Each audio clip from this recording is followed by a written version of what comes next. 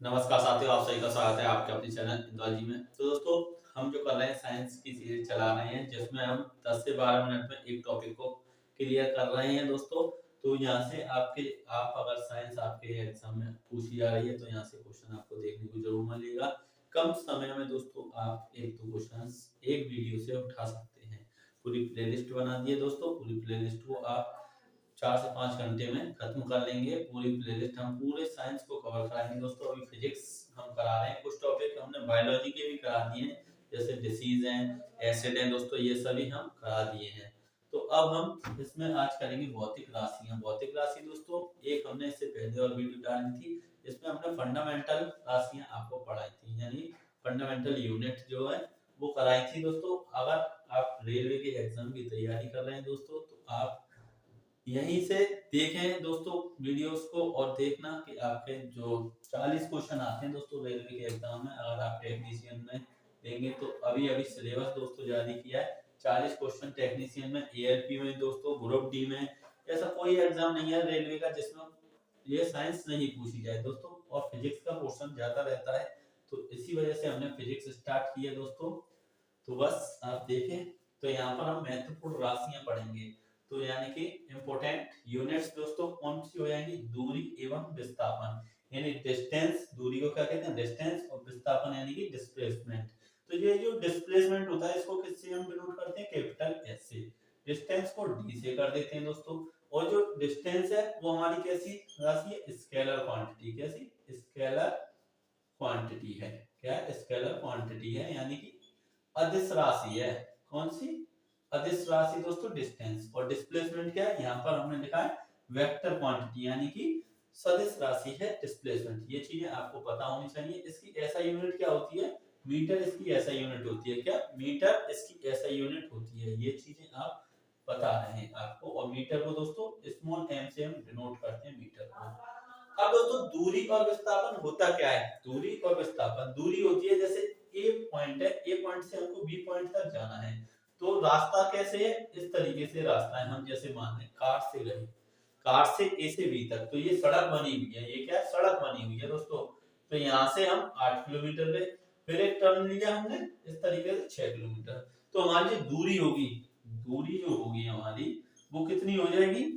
6 और 8, यानी कि 6 + 8 बराबर 14 किलोमीटर हमारी क्या हो जाएगी? दूरी हो जाएगी। लेकिन दोस्तों जो डिस्प्लेसमेंट है, डिस्प्लेसमेंट क्या होगा? हमको अब एक जो शॉर्टेस्ट डिस्टेंस होती है दो पॉइंटों के बीच की सबसे कम दूरी, उससे कम दूरी कुछ नहीं हो सकती। डिस्प्लेसमेंट एक ऐसी दोस्तों चीज है दूरी की जो उससे कम नहीं कुछ हो सकता। डिस्प्लेसमेंट से कम कुछ कोई दूरी नहीं होगी। यानी ए और बी जब हम यहाँ से यहाँ तक इस तरीके से जाएंगे तो 10 किलोमीटर से पहले आप चाहे कैसा भी शॉर्टकट लेने, आप नहीं जा पाएंगे। आप यहाँ से यहाँ तक जो एक निश्चित डायरेक्शन में दोस्तों यहाँ पर दिया हुआ निश्चित दिशा न्यूनतम दूरी, यानी कि निश्चित दिशा होती है, एक फिक्स्ड डायरेक्शन होती है दोस्तों। और न्यूनतम दूरी सबसे कम डिस्टेंस, यानी कि जो हमारा डिस्प्लेसमेंट हो जाएगा, यानी कि हम इसको कैपिटल एस लिख दें तो वो क्या हो जाएगा? 10 किलोमीटर। अब ये 10 किलोमीटर कैसे? वो तो आप पाइथागोरस थ्योरम लगाकर इसको निकाल सकते हैं। दोस्तों ये चीज आपकी समझ में आई। अब एक चीज और, जो हमारा डिस्प्लेसमेंट है दोस्तों, ये हमारा पॉजिटिव हो सकता है, नेगेटिव हो सकता है, और जीरो भी हो सकता है। डिस्प्लेसमेंट हमारा पॉजिटिव, नेगेटिव और जीरो हो सकता है, लेकिन डिस्टेंस हमारी पॉजिटिव ही रहेगी। डिस्टेंस हमारी पॉजिटिव ही रहेगी। अब दोस्तों ये चीजें आपकी समझ में आई होगी। जैसे कि एक सर्कल है, यहाँ एक पॉइंट है ए, ए से हमने स्टार्ट किया और ए पे ही आ गए, तो जो डिस्प्लेसमेंट है एस वो क्या हो जाएगा? हमारा जीरो हो जाएगा। क्या हो जाएगा? जीरो हो जाएगा। लेकिन डिस्टेंस क्या हो जाएगी इसकी? सर्कल है तो 2πr हो जाएगी। क्या हो जाएगी? 2πr। अब दोस्तों हम इससे थोड़ा आगे निकल गए, 1 किलोमीटर मान लेते हैं, आगे निकल गए, एक राउंड लगाया, फिर हम आगे निकल गए। तो जो हमारा एस है, जो हमारा डिस्प्लेसमेंट है, वो क्या हो जाएगा? हमारा नेगेटिव हो जाएगा। क्या हो जाएगा? नेगेटिव। लेकिन डिस्टेंस में 1 किलोमीटर और ऐड हो जाएगा। ये चीजें आपको क्लियर हुई, डिस्टेंस और डिस्प्लेसमेंट। अब दोस्तों जो डिस्टेंस है, यानी कि दूरी के अन्य मात्रक, जो डिस्टेंस को हम मेजर करते हैं दोस्तों, नापते हैं, तो अलग अलग यूनिट्स हैं, जैसे किलोमीटर है, वो सब चीजें दोस्तों पढ़ेंगे। पहले इंपोर्टेंट चीजें हम पढ़ते हैं। खगोलीय इकाई यानी कि एस्ट्रोनॉमिकल यूनिट। क्या होता है खगोलीय इकाई? एस्ट्रोनॉमिकल यूनिट होता है। दोस्तों ये आपसे डायरेक्ट क्वेश्चन पूछ लिया जाता है कि एक एस्ट्रोनॉमिकल यूनिट बराबर क्या होता है, या फिर एस्ट्रोनॉमिकल यूनिट यानी खगोलीय इकाई किस काम आती है, किसकी इकाई है खगोलीय इकाई, किसकी इकाई है? तो आप कह सकते हैं कि ये दूरी की इकाई है। किसकी है दोस्तों? औसत दूरी की इकाई है। खगोलीय इकाई किसकी इकाई है? दूरी की इकाई है। और दोस्तों कितना होता है एक एस्ट्रोनॉमिकल यूनिट यानी कि एक एयू 1.4 × 10 की पावर 11 मीटर। तो ये आपको याद रखना है 1.4 × 10 की पावर 11 मीटर एक खगोलीय दूरी होती है।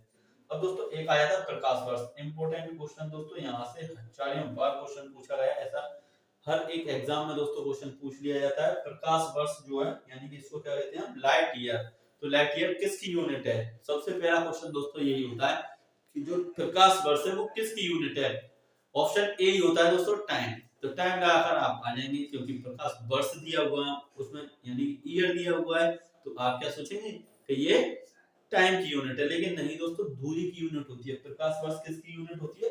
दूरी की यूनिट होती है। तो ये आपको पता होना चाहिए।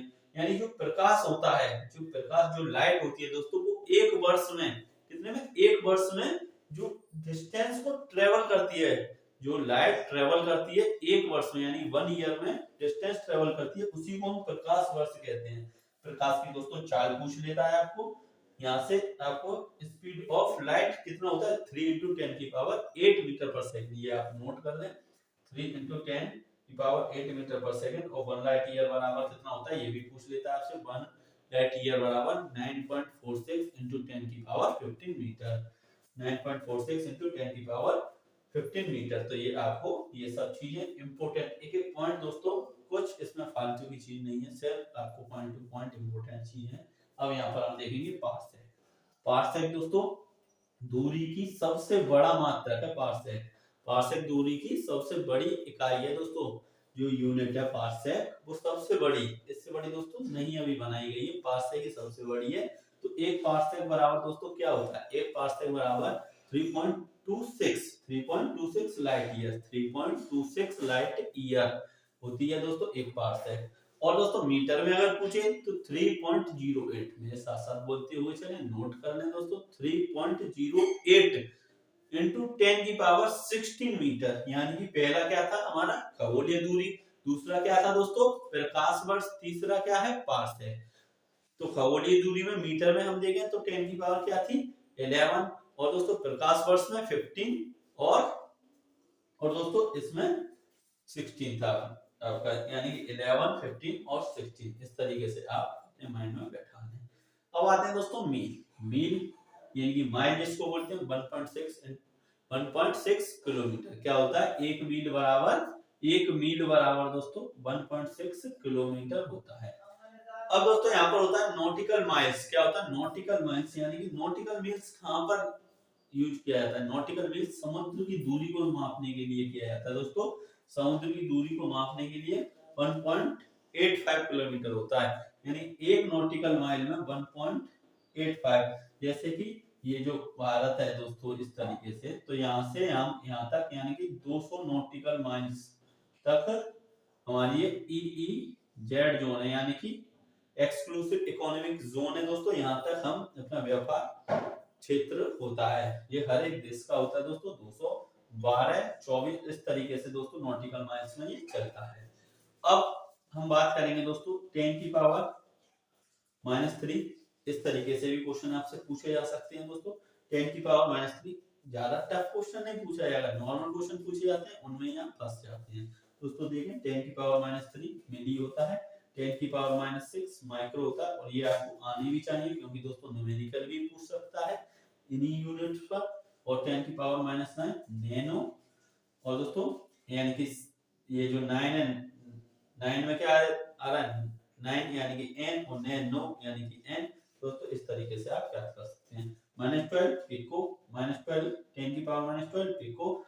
और 10 की पावर -15 ये क्या होता है? फेम्टो। फेम्टो दोस्तों किसके लिए यूज किया जाता है? नाभिकीय त्रिज्या यानी कि जो न्यूक्लियस रेडियस होती है, यानी कि दोस्तों एक कोई मेटल है उसमें दोस्तों इलेक्ट्रॉन होता है, इलेक्ट्रॉन के अंदर न्यूक्लियस होता है, तो कितना छोटा हो गया, तो उसकी रेडियस जो मापेगी वो 10⁻⁻15 इससे मापी जाती है।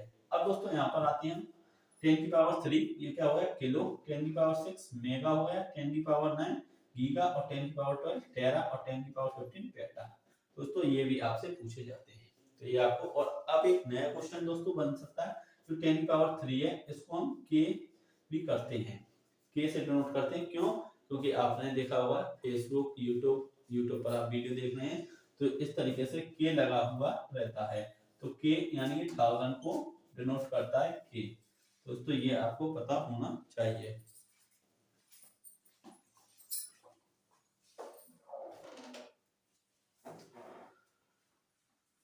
तो यहाँ तक दोस्तों आपकी समझ में आया होगा। अब इसके बाद हम करेंगे जो टाइम की यूनिट्स को।